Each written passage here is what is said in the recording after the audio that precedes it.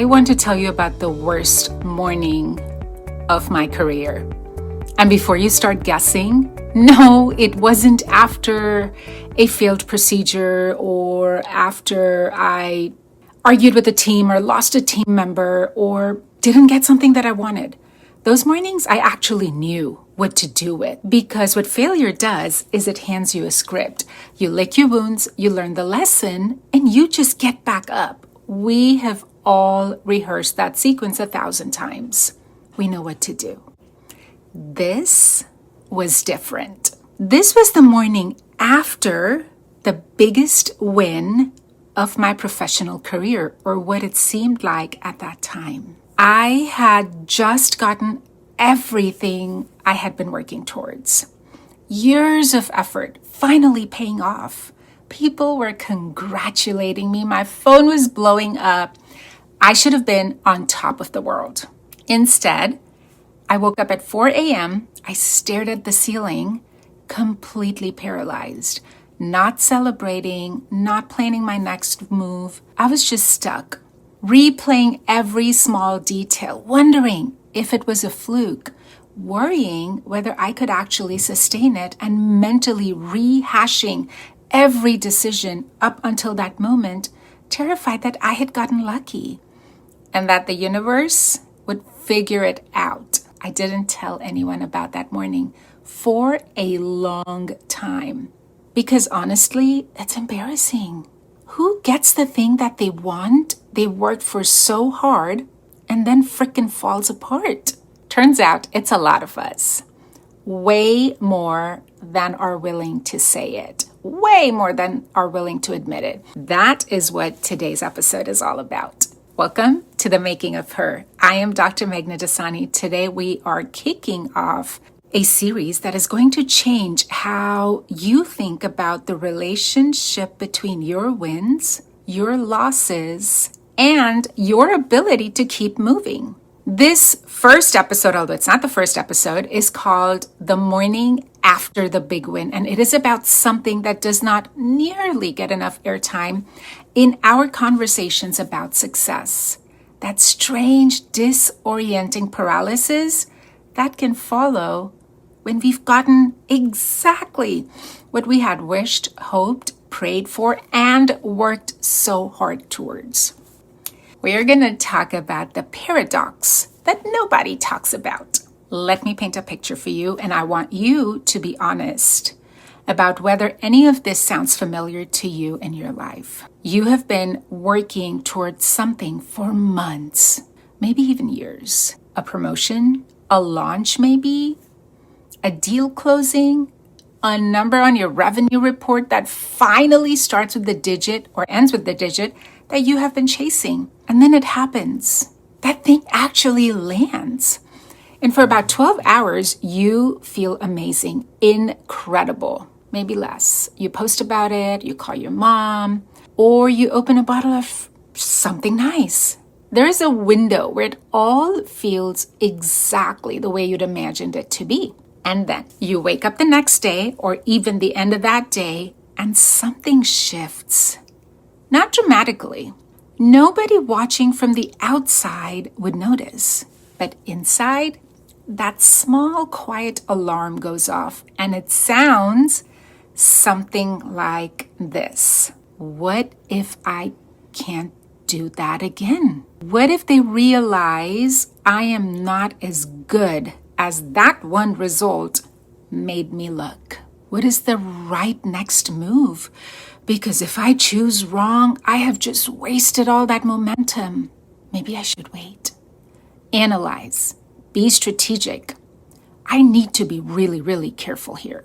And before you know it, you haven't made a single move in 3 weeks. You are still riding the fumes of a win you are now too anxious to build on. You're in your head, deep in it. The worst part is you look fine on the outside. You look successful. You look like somebody that has it all figured out. Nobody's checking on the woman who just won big. Nobody thinks she needs help because she got the thing. What could possibly be wrong? everything can be wrong. Because winning for a lot of high achieving women does not feel like crossing a finish line. It feels like climbing to a higher ledge. And the higher you go, the more terrifying that fall looks, doesn't it? Here's what I have come to understand, both from my own experience as well as from coaching hundreds of women who are building something that truly matters. We have been thoroughly trained how to handle failure. The self-help shelves on any bookstore are buckling under the weight of books about bouncing back, about resilience, about getting back up again, learning from mistakes.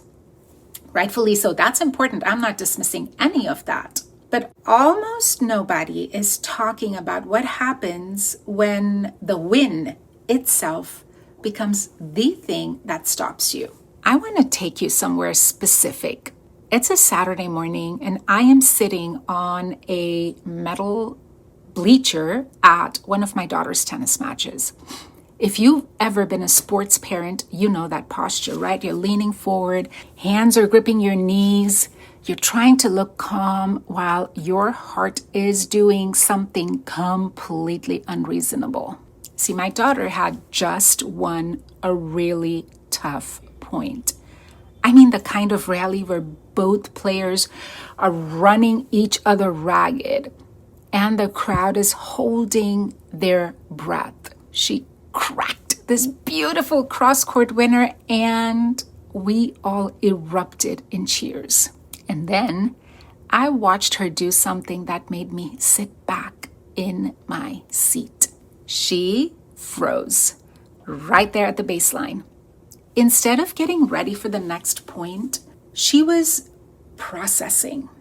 I could see it on her face. She was replaying that shot. Maybe she was even marveling at it because it was a good one. Or she was worrying that, who knows, the next one wouldn't be as good. She was somewhere inside her head. She was no longer on that court. Her opponent, though, she was already in position, already bouncing on her toes, ready to serve. The next 3 points went badly. Now, I want to be careful here. I'm not telling this story to critique my daughter's tennis. Gosh, she's fierce, and I'm so proud of who she is. As a competitor, as a player, as a human being, as a woman.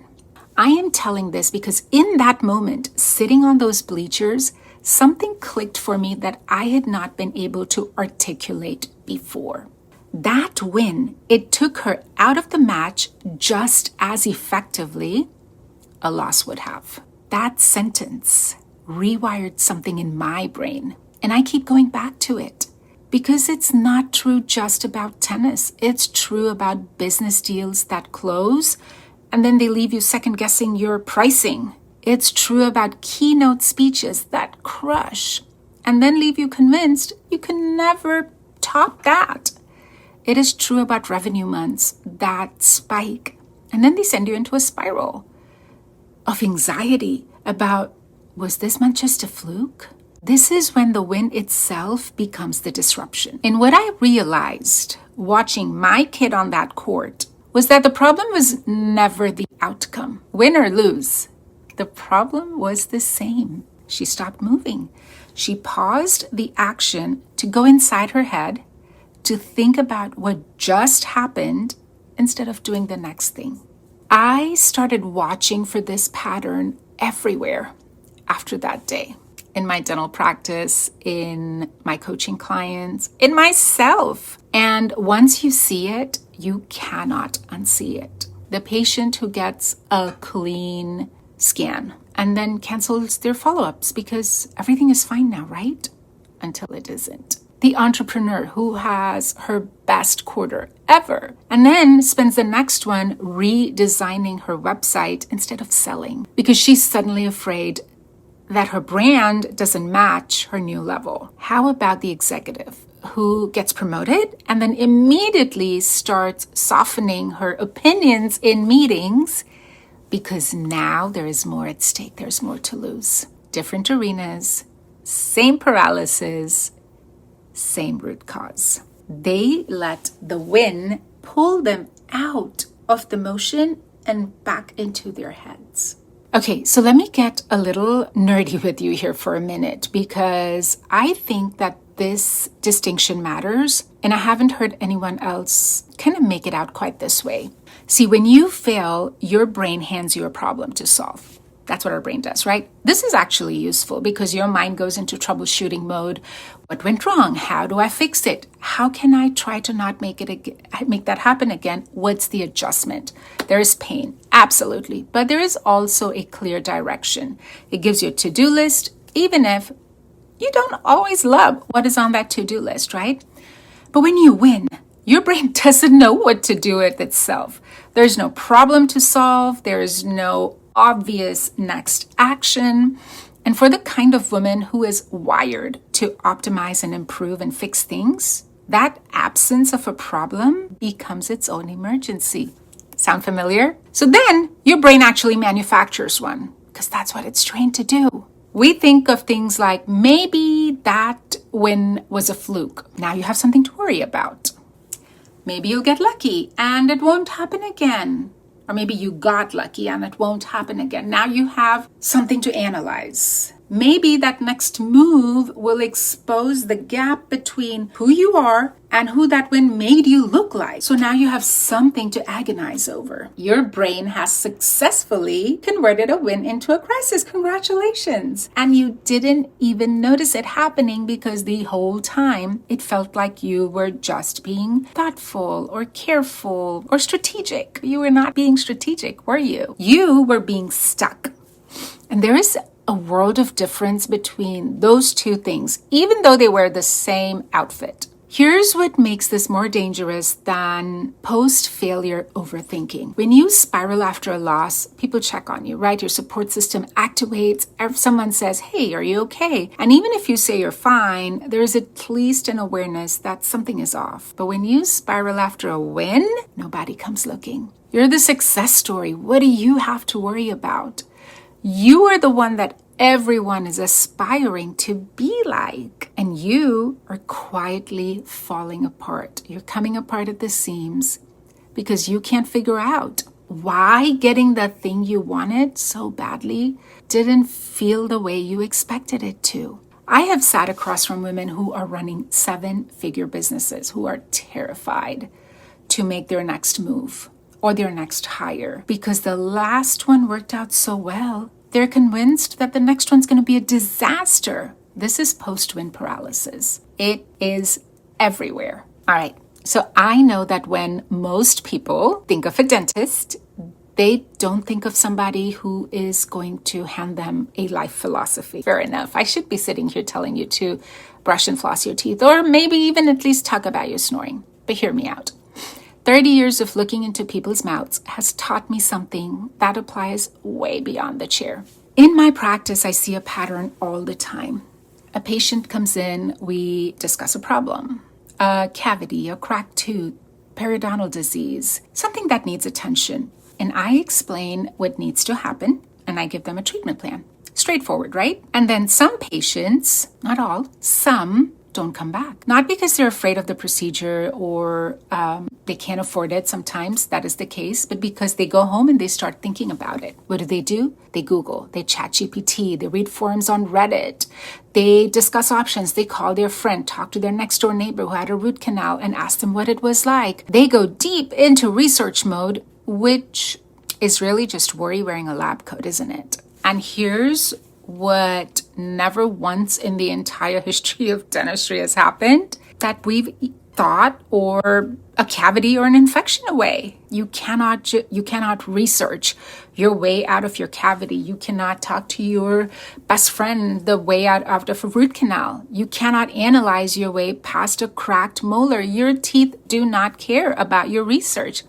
It truly doesn't care about your feelings, and I don't say this to hurt your feelings. It cares about whether you sit in the chair and let your doctor fix it for you. What I'm trying to get to is that action is the only thing that resolves the problem. Everything else is just delay, with the narrative. This is what I started calling the dentist's chair principle. It sounds more official than it is, but the concept is real. Your life has cavities. Your business has cavities. Your momentum has cavities. And you will never, ever, ever be able to think your way out of them. You have to think through them. The woman who won big and is now stuck in her head, analyzing whether to raise her rates or to hire that next team member or launch the new offer, she truly doesn't need more information. She truly does not need another strategy session. She needs to sit down in the chair and she needs to move. So let me give you the shortest, most effective thing I have ever learned. 2 words, and I'm going to be upfront.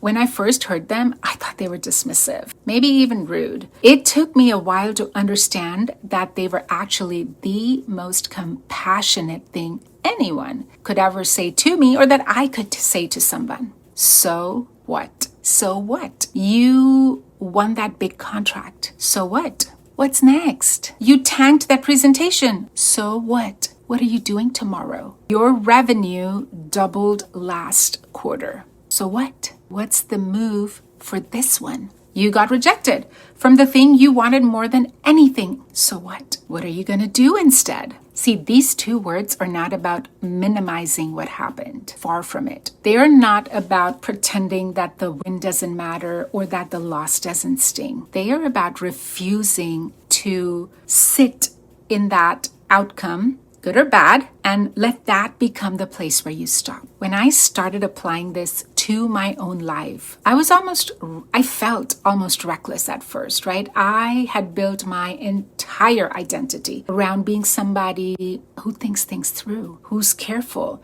who weighs every decision. That's what we're trained to do as doctors. And now suddenly I was giving myself permission to acknowledge the result and then move forward. Here's what happened. I started making decisions faster, not careless decisions, but faster ones, because I was not waiting for certainty anymore. I was trusting that I could adjust on the other side, and the adjustments started getting easier because I was making more of them. I was giving myself permission to be in motion, and the things that used to feel monumental started feeling manageable. Almost like practice. And that tennis match I told you about, my daughter eventually figured this out too. She started treating every point, win or lose, like a door to walk through, not a room to sit in. Her whole game changed. Not because her backhand got better, although it did, she practiced, but because she stopped letting her last shot dictate the next one. What I want you to try this week, I am going to give you something specific to do this week. Not a journal prompt, although I love a good journal prompt. Not an exercise where you list your values and you stare at them. Something you can do in real time, in the middle of actual everyday life, starting today. The next time something happens to you, anything, someone cuts you in traffic, skips the line at Costco, or it could be a win, a compliment, or maybe even a piece of bad news, a good meeting, a terrible email. I want you to notice the moment when your brain tries to pull you inward. That moment when you start to replay, to analyze, to worry, to fret about what all of that means. And at that moment, I want you to say the 2 words out loud. Say it out loud, say it in your head. If you can just stand in the middle of Target and say, so what? So what? Not aggressively, not dismissively, almost gently, like you're placing a hand on your own shoulder and saying, that happened. Acknowledge it. Okay, now let's move. So what? That happened. What's your next step? You're going to feel resistance, not going to lie. Your brain is going to argue that this is irresponsible. You need to understand what it means before you can take the next step. And I'm telling you respectfully, your brain is lying to you, not because processing is bad, but because for you, the high achiever, the woman who already thinks more than most, processing is just a polite word for stalling. You don't need to understand every outcome before you move past it. You need to keep going, and you can think about it while you're moving. In fact, I'd argue you'll think about it more clearly while you're moving, because motion creates clarity. Stillness create stories. And the stories you tell yourself at 4 a.m. while staring at the ceiling, they're almost never true. Here's what I want to leave you with today. You are not broken for struggling after a win. You are not ungrateful, I can promise you that. You are not weak, not by any stretch of the imagination. You are a woman who has trained herself to think deeply about everything. And that training, unfortunately, doesn't have an off switch. It does not know the difference between a problem and a victory. It just knows how to run. The work is not about stopping that impulse. It is about not letting it stop you. There's so much more I want to share with you about this. And over the next few episodes, we're going to go deeper. We are going to talk about the neuroscience of why your emotions don't actually last as long as you think they do. And then we're going to walk through a framework, a real one, the one that I use. It's not just a theory, it's actual action, which you can use in the middle of any situation to keep yourself in motion. But for now, your only homework is these 2 words. Try them this week. Notice what happens. Hey, I'm so glad you're here today. And I mean that in the only way, or in the way that only someone who has stood in the exact same place that you're standing can mean it. I know what it is like to get the thing and not know what to do with yourself after. I know what that ceiling looks like at 4 a.m. And I know how lonely it is to be the person everyone thinks has it figured out. You don't have to have it figured out. You just need to keep moving. If this resonated with you, if you know of a woman who could benefit hearing this message, do me a favor, hit that share button, send it to her, send it to your mom, your sister, your best friend. I will see you next week.